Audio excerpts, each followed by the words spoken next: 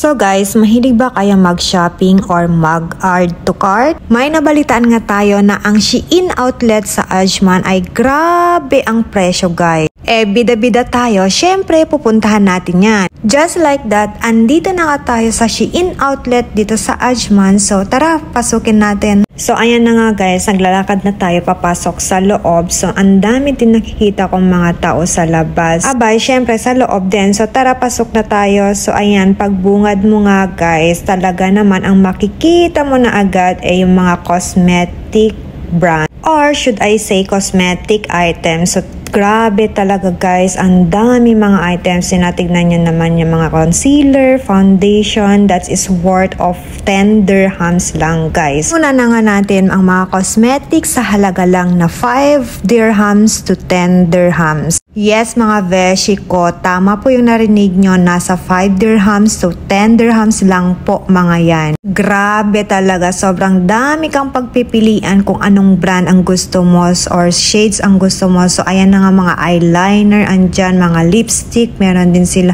Sobrang dami. So different kinds of brand na yan. Nagmi-mix-mix na yan lahat ng mga lipstick na yan. Basta sa Shein outlet lang yan. Siyempre tayo mga babaeng gustong-gusto natin to mga cosmetic dahil mahilig tayo dyan. So sa mga lalaki naman, pwede na to pang gift sa mga girlfriend natin o mga asawa natin. Char. So ayan na nga, meron din sila mga nail polish dyan. So ang dami din pagpipilian ng nail polish. Like 5 dirhams lang siya. Yes guys. Ayan na nga, 5 dirhams lang siya. Lahat ng mga klaseng nail polish. So ayan din, another lipstick of choices. Ayan, ang dami, diba?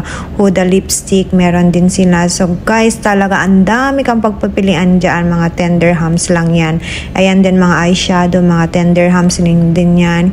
So ang dami talaga. So ayan din, may mga NYX na brand din for shadow, another lipstick. So yun mga yan. And concealer. I think this is concealer. I don't know. Proclaim mask pala, mask. Meron din pala silang 1 dirham o 2 dirhams lang. So ayan, nakikita nyo sa baba. Hindi ko alam kung ano yun. Hindi ko siya nakita. So anyway, so another pressed powder, mga yan. Nandyan din. Mga items of lipstick. Then another lipstick ata, mga yan. Hindi ko alam. Hindi ko siya masyadong na-check. So ayan yung mga pressed powder. Kung gusto nyo din, mga foundation, mga blush on, meron sila guys. Ang dami talaga, as in. Super dami. Hindi ko mawari kung paano ko ma-explain yung kadami ng mga lipstick, mga branded. So massive lipstick and cosmetic that they have. So they have also different kinds of, you know, meron din sila mga accessories and brand clothes. Pero the next video na natin ipapakita. So let's call it a day. Have a good day guys. Sana mabisita nyo to dito sa Ajman, sa outlet ng Shein. Dito lang sa Ajman. So medyo malayo siya if you are living in Dubai. Anyway, bye guys. So see you on the part 2 of the Shein outlet. So meron pa tayong mga clothes and swimwear na ipapakita and shoes also. Ang dami talaga dito. Bye!